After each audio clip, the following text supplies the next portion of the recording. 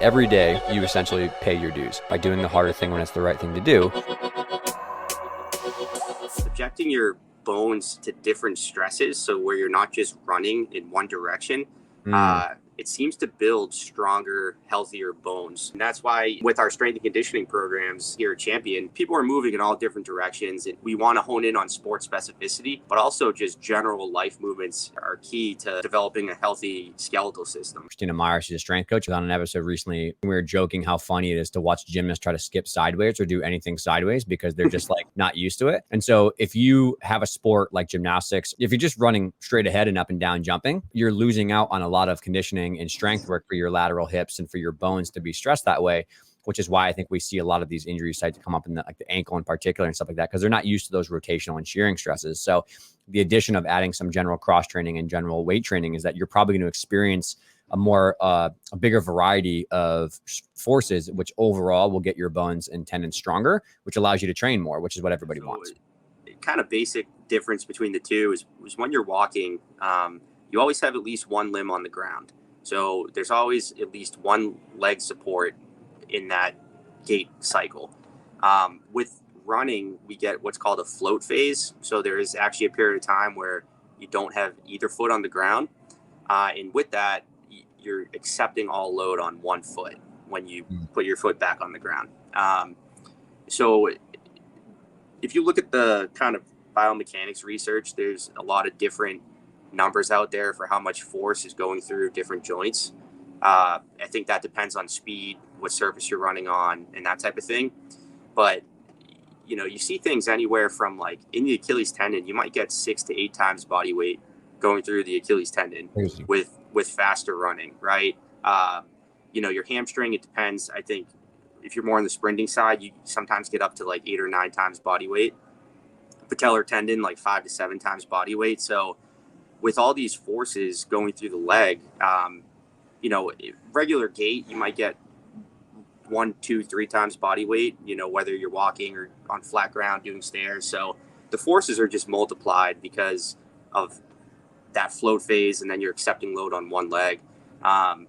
So I think because of those increased stresses, those areas are subject to stress they're not used to being subject to in the normal gait cycle. So if we can look at what tissues are most stressed in runners, we can build strength programs to get those tissues to be prepared for running, right? So I think all runners can benefit from kind of the normal life movements, right? Like squat, hinge, push, pull, carry, just to be a well-developed person, and not just focus everything in the plane that we run in. A lot of symptom management is what we got to do, and they got to kind of just get through this stage where they continue growing and things will settle down.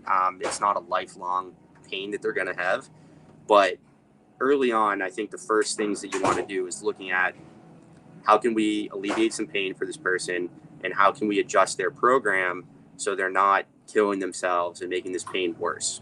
So the first thing I do is talk to them about their program and talk to them about their pain.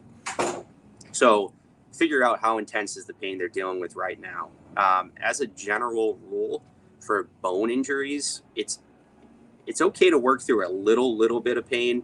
You know, the research talks about a 1 or 2 out of 10, but really not going above that. It's different than a tendon pain where you're okay to push through it, maybe like a 4 or 5 out of 10, if 10's the worst.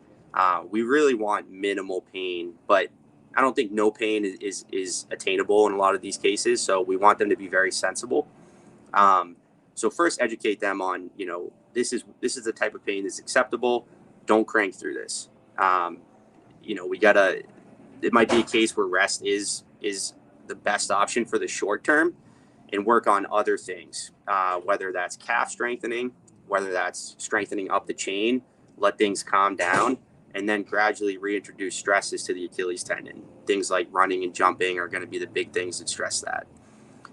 Mistakes I've definitely made with this. So tendons, you know, I guess this would become a tendinopathy in an older person, right? So these types of stresses that go through the Achilles tendon here are going to be running, jumping, things that put a tensile stress on the tendon, but then also a compressive force. So if you picture like you're standing on a stair step and you let your heel drop off the step and you're giving yourself a good calf stretch, in that position, we're compressing the tendon and we're causing a lot of compressive force kind of through the tendon, through the growth plate. So I think early on, it's people want to stretch the calf. I think in some cases it might be irritating the growth plate a little bit more.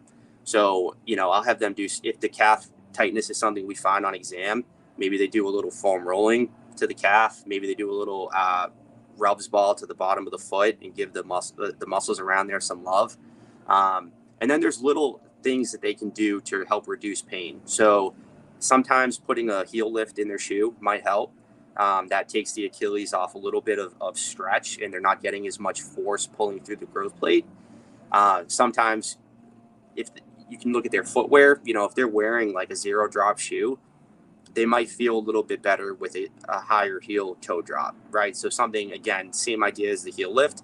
You're putting the Achilles on a little bit of slack, and maybe that makes them feel a little bit better. So once their pain's under control with some of those lifestyle changes, some of the soft tissue stuff that they might be doing, some of the accessory strengthening, then we get them back into training, but keeping the pain levels within reason, right? And that just, like I said, a lot of education on that for the athlete. So I think you have to understand and kind of dance that line of maybe your suspicion is starting to be high that something is concerning, and maybe you email the doctor and you say, hey, like when they come back in and revisit, their 6-week checkup or whatever else for an MRI, can you maybe drop this and ask it because we're concerned about it? Or, maybe it's a parent who has that conversation or something like that that's more appropriate. I think you have to, it's tough. These conversations are really challenging, but at the same time, you have to understand there's multiple factors, right? And so in a lot of these situations, particularly what I deal with in like young female athletes, is like the surface level problem is a repetitive stress fracture, and that's the conversation. But one layer deeper is the bone stress injury, the red S, and stuff like that. One layer deeper is a mental health issue around body image and aesthetics, and on, that whole mental health component of external validation and what they body dysmorphia stuff. So you quickly go down the layers of like, oh, it's a PT orthopedic issue. Oh, it's actually a nutrition and an endocrine issue. Oh, it's actually a mental health issue. And we need to find the right person and facilitate a conversation with how do we get this person in the right hands? Because if you try to attack the orthopedic issue without really addressing the mental self-reflective, like body dysmorphia or something issue, it's never going to get better. It's never, and that situation is clearly health first, athlete second importance. That is like, you always still hear people say tendonitis. I think we've found through years of research that it's not necessarily an inflammatory condition, right? So these are kind of chronic overuse type injuries that we're seeing in tendons. And yeah, I think that a lot of these times the same mechanisms kind of apply, where if once the growth plate is closed, now we're actually getting repetitive stress of the tendon. It's not just pulling on the weak growth plate. So we're seeing repetitive stress over time causing the tendons to become irritated. What's different about tendinopathies versus bone stress injuries is we can start loading right away. Tendons really respond well to strengthening. So, sometimes with bones, we have to unload. With tendons, we got to start doing whatever we can off the bat. In the research, when we look at tendons, we actually want tendons to be stiff. So people are like, oh, I feel stiff. I got to stretch. You actually want tendons to be really stiff from a kind of biomechanical standpoint. So you lose those properties of the tendon from overtraining. It hurts, you rest. Now you lose these elastic stretch shortening cycle properties of the tendon. And then you want to go back to running, and it's going to probably flare up again because it's not ready for the workload that you're going to put on it. The need for higher load in these calf kind of knee kind of hip areas. I think people, unfortunately, particularly in like bodyweight sports or in some not available strength equipment, they'll do 3, 4, 5, 6 sets of 20, 30, 40, 50 calf raises, and they're just hammering calf raises. And what that's doing is that's causing metabolic stress, right? So you're building up acidity and you're causing muscle damage, which might make you sore, but it's not actually putting higher load through the tendon. And so what happens is then you go and you do sport forces, jumping and landing, basketball, volleyball, very high impact sports.